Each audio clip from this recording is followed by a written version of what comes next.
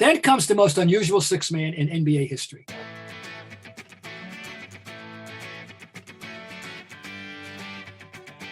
How's it going, everyone? You're really that tall. Have a great day.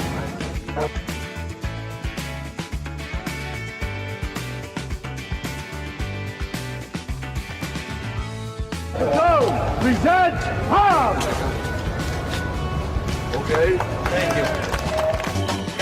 This is the highlight of my life. I don't know what else to say. I got a bowl, I got a hat, I got a shirt, and a proclamation here. There's nothing else to do with smile, smile, smile. You heard what I said. Bill Walton was the unusual sixth man in NBA history because no team in the history of this league has ever brought a 7-footer off the bench to alter games in the manner that Bill Walton did. He's the greatest this backup, quote unquote, backup center the league has ever known in that season of 85-86, giving the Celtics the greatest 1-2 center punch in the history of the game. When he would come in the game, and if it happened to be against the backup center, he and Larry almost teased them. It was almost like they were playing a private game of their own. They ran the give and go better than has been run in this league ever. Nice play. Give and go. Give and go. I didn't say pick and roll. I said give and go. And you said, what's that? What's so tricky about a give and go? Well, after Bird passed the ball to Walton, he made his cut. No one knew what Bill Walton was going to do. The timing was altered. Sometimes he hit him right away. Sometimes he waited until he got at the right side of the basket. Sometimes he waited until Bird had crossed over on the left side and hooked one over his shoulder. He maybe sometimes bounced past. He maybe fake it once and give it the other time. You didn't know what he was going to do. They couldn't stop that give and go. Greatest give and go the NBA's ever seen.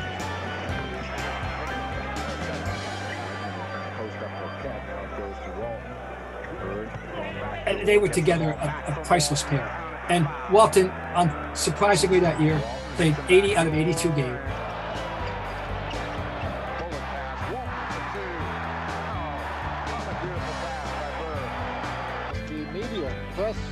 Made all the practices, all the two-a-days when they did two-a-days. The only time in his career he ever played anywhere near that much. And the only time he was injured, he broke a nose and he was sick once.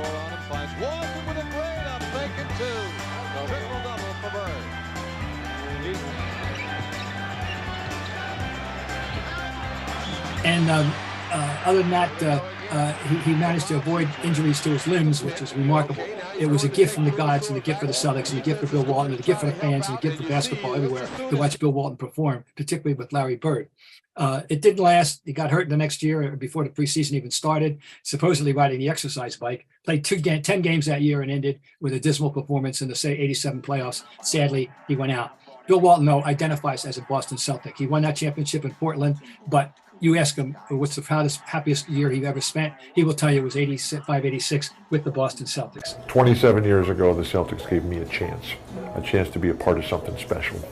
And it has changed my life immeasurably. But what I learned here was so much greater than anything that I possibly imagined. He loved every aspect of being so he was the sixth man, unlike one we've ever seen. No, I'll repeat, no sixth man has ever altered the game in the manner that Bill Walton did. Walton on the right side, off the glass, and Bill Walton makes it a 28-point lead. Comes to Seasting to run for 2. It'd be cool, and it's Bill Walton. My wife Lynn says to him, "Yeah, Kevin's got your picture, and a picture of you on his wall." And I'm like, "Oh, jeez." He goes, I'm like, "Yeah, I did. Okay, he's like one of my idols, you know." We all worshipped Walton. Walton was a legend to us. I had no idea what it was going to be like. I knew the basketball would be good. I didn't know how good. It seems like it was yesterday, and the joy and the happiness and the optimism and the hope that was brought back into my life. Not really by anything that I had done other than the choice to come back here. I doubt that we'll ever see anything like that again.